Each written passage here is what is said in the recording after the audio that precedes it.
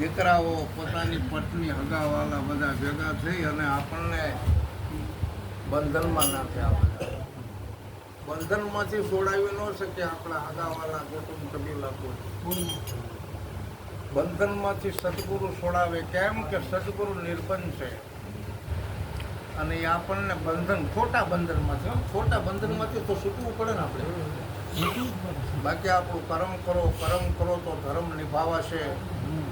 કર્મની અને મરમની બે વાત છે. ધર્મનો મરમ શું, કર્મનો મરમ શું. શરીર આપણું કર્મ ભૂમિ છે એટલે આને કર્મ કરવું પડે. અને શરીરમાં આવેલો જે આત્મરાધા છે એ ધર્મ ભૂમિ છે એટલે આપણે ધર્મ પણ નિભાવવો પડે. એટલા માટે સવારામ એમ કહે છે કે આપણા અવસરને ઓળખવા માટે કંઈક પ્રયત્ન કરવો.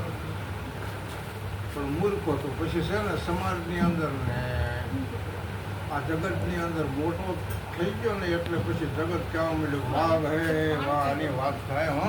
જબરદસ્ત મોટો પણ પછી બધું ગુમાવી દીધું મોટપણામાં.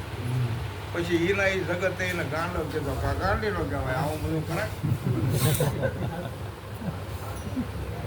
પછી પાછો વળી કઈ ન હુંજ્યું ને મેણા અન્ય હારે સંગ થયો. મેણા એટલે નુગરો. નુગરાનો સંગ થાય એટલે એને સુગરાપણું જવાય ને એ જતું રહે. મેણાનો સંગ કર્યો હતા જે કલ્પવૃક્ષ એટલે પોતાની પાસે ધર્મ હતો, ગુરુકમ હતું, જ્ઞાન હતો, સત્સંગ હતો, એ ફળમાં સવારામ બાપા કહે છે કે દીક તારી માતાએ તને જન્મ આપ્યો. આ બધું ખોટું કહેવાય. તારી માના પેટ કે પથરો પડવો.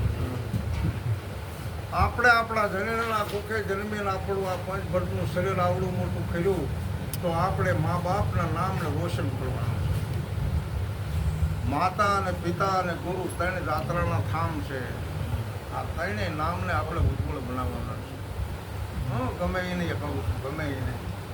મા આપણી પહેલા ગુરુ છે, બાપ આપણા બીજા ગુરુ છે, કાન ફૂકે એ ત્રીજા ગુરુ છે, નિશાળે ભણવા બેહારે એ ચોથા ગુરુ છે, આપણને રમત ગમત શીખવાડે ભાઈબંધી પાંચમા ગુરુ છે, છઠ્ઠા ગુરુ આપણી પત્ની, પત્નીને આપણે ગુરુ છો, સાતમા સતની શાન બતાવે એ સદગુરુ છે. મનના ગુરુ આપણને સદગુરુ મળે છે. પણ રામદેવજી મહારાજ કહે છે કે તમારામાં નિજ સ્વરૂપ છે એમના ગુરુ કોણ છે?